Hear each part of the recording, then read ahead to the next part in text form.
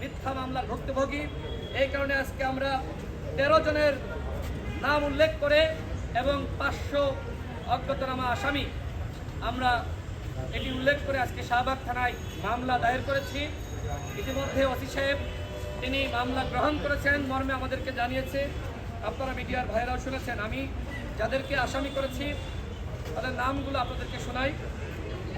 ঢাকা বিশ্ববিদ্যালয়ের সাবেক উপাচার্য অধ্যাপক ডক্টর মোহাম্মদ আখতারুজ্জামান, সাবেক প্রক্টর অধ্যাপক গোলাম রব্বানী, আওয়ামী লীগের সভাপতি মণ্ডলীর সদস্য জাহাঙ্গীর কবির নানক, আওয়ামী লীগের সাংগঠনিক সম্পাদক এনামুল হক শামীম, ছাত্রলীগের সাবেক কেন্দ্রীয় সভাপতি সাইফুর রহমান সোহাগ, নিষিদ্ধ ছাত্রলীগের সাবেক কেন্দ্রীয় সাধারণ সম্পাদক এম জাকির হুসাইন, নিষিদ্ধ ছাত্রলীগের ঢাবি শাখার সাবেক সভাপতি আবিদ আল হাসান, নিষিদ্ধ ছাত্রলীগের ঢাবি শাখার সাবেক সাধারণ সম্পাদক মোতাহার হোসেন প্রিন্স, নিষিদ্ধ ছাত্রলীগের সাবেক সহসভাপতি আল নাইহান খান জয়, পরবর্তীতে কেন্দ্রীয় ছাত্রলীগের সভাপতি, নিষিদ্ধ ছাত্রলীগের ঢাকা কলেজ শাখার সাবেক সাধারণ সম্পাদক ও কেন্দ্রীয় সহসভাপতি সাকিব হাসান সুইম, মুক্তিযোদ্ধা সন্তান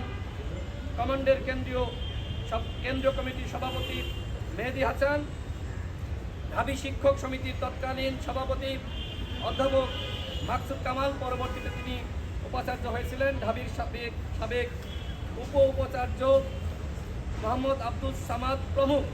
এছাড়া অজ্ঞাতনামা আনুমানিক 500 জনকে আসামি করা হয়েছে। কেন আল নাহিয়ান খান জয়কে আসামি করা হলো?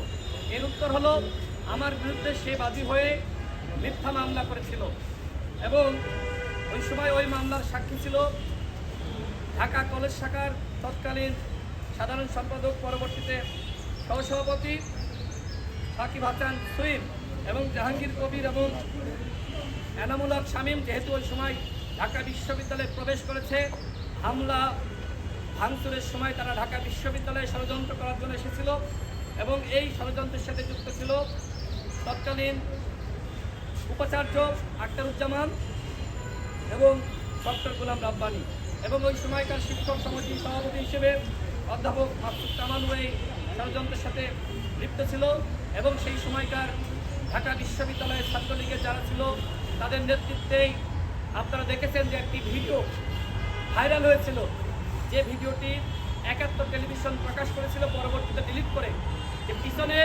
ছাত্রলীগ লেখা টি শার্ট পরিহিত অবস্থায় ঢাকা বিশ্ববিদ্যালয়ে ঢাকা কলেজ ছাত্রলীগ লেখা টি শার্ট পরিহিত অবস্থায় উপাচার্য বাসভবনের গেট ভাঙচুর করা হচ্ছিল এবং তারাই প্রবেশ করে পরবর্তীতে আগুন দেয়। তার মানে কি? তার মানে ঢাকা বিশ্ববিদ্যালয়ের যে ভিত্তির বাসভবন ভাঙচুর করা হয়েছিল এর সাথে আখতারুজ্জামান, গোলাম রব্বানী, জাহাঙ্গীর কবির খানক, সোহাগ এবং জাকিররা তারা প্রত্যক্ষভাবে জড়িত। ওই সময় ঢাকা বিশ্ববিদ্যালয় প্রশাসন একটি তদন্ত কমিটি গঠন করেছিল। আমরা সমস্ত তথ্য জমা দিয়েছিলাম, কিন্তু এখনো পর্যন্ত সেই তদন্ত প্রতিবেদন আলোর মুখ দেখেনি। আমরা আবারও দাবি করছি, বিশ্ববিদ্যালয় প্রশাসন পরিবর্তন হয়েছে, তাদের কাছে দাবি করছি গণসংস্কার আন্দোলনের তদন্ত করতে হবে। তারা ঢাবি ভিত্তির বাসভবনে আগুন দিয়েছে, তাদেরকে খুঁজে বের করতে হবে এবং যে সকল আসামিদের আমরা নাম উল্লেখ করেছি, আগামী 48 ঘন্টার মধ্যে এই সকল সন্ত্রাসীদেরকে গ্রেপ্তার করতে হবে। আমরা এই দাবি জানিয়েছি। ওসি সাহেব বলেছেন মামলা তিনি গ্রহণ করেছেন। আমরা পরবর্তী পদক্ষেপ দেখতে চাই এবং আমাদের উপরে 2018 সাল থেকে আজ অবধি যারা হামলা চালিয়েছে, নির্যাতন করেছে, যারা ডাকসু হামলা করেছিল, আমরা তাদের প্রত্যেকের নামে মামলা দায়ের করব। সর্বশেষ যে কথা বলবো, ডাকসু নির্বাচন নিয়ে যে কারচুপি হয়েছিল তার প্রেক্ষিতে ওই সময় আমি অভিযোগ দিয়েছিলাম নির্বাচনের পরপরই। আমরা ওই সময় তথ্য পেয়েছিলাম ভিপি, জিএস সহ আমরা সর্বমোট 11টি পদে আমরা নির্বাচিত হয়েছিলাম। আমি নিজেও জিএস নির্বাচিত হয়েছিলাম, কিন্তু এই আখতারুজ্জামান একজন ভিসি নামধারী একজন সন্ত্রাসী এবং শিক্ষক নামধারী ওই কুলাঙ্গার, আমার পিছন থেকে বলছে ঢাকা বিশ্ববিদ্যালয়ের শিক্ষার্থী কুলাঙ্গার, আমি কুলাঙ্গার বলতে চাই না, শিক্ষক নামধারী আওয়ামী দশর যারা আমাদের প্যানেলকে বিজয়ী ঘোষণা না করে মাত্র 2টি পদ তারা ঘোষণা করেছিল। এর প্রেক্ষিতে অভ্যুত্থানের পরে আমি ওই সময় একটি অভিযোগ দিয়েছিলাম নির্বাচনের পরপরই। এর প্রেক্ষিতে আমি আরেকটি অভিযোগ দিই এবং বর্তমান বিশ্ববিদ্যালয় প্রশাসন তারা একটি তদন্ত কমিটি গঠন করেছে। সেই তদন্ত কমিটি তদন্ত করার এখতিয়ার সিন্ডিকেট মিটিংয়ের মাধ্যমে পাশ করা হয়েছে।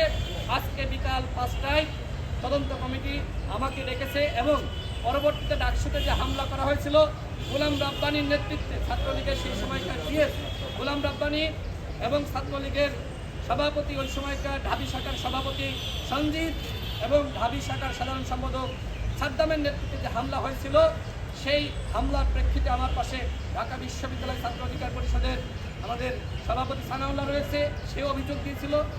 এই দুটি অভিযোগের প্রেক্ষিতে অর্থাৎ ডাকসু নির্বাচনের কারচুপি এবং ডাকসু হামলা সেই অভিযোগের প্রেক্ষিতে আজকে বিকাল 5টায় তদন্ত কমিটি আমাদের বক্তব্য শুনবেন এবং আমরা যে তথ্যপত্র আমাদের কাছে রয়েছে সেটি আমরা জমা দিব। সাংবাদিক ভাইয়েরা আজকে আপনারা যারা এসেছেন আপনাদের সকলকে ধন্যবাদ। আল্লাহ হাফেজ, আসসালামু আলাইকুম।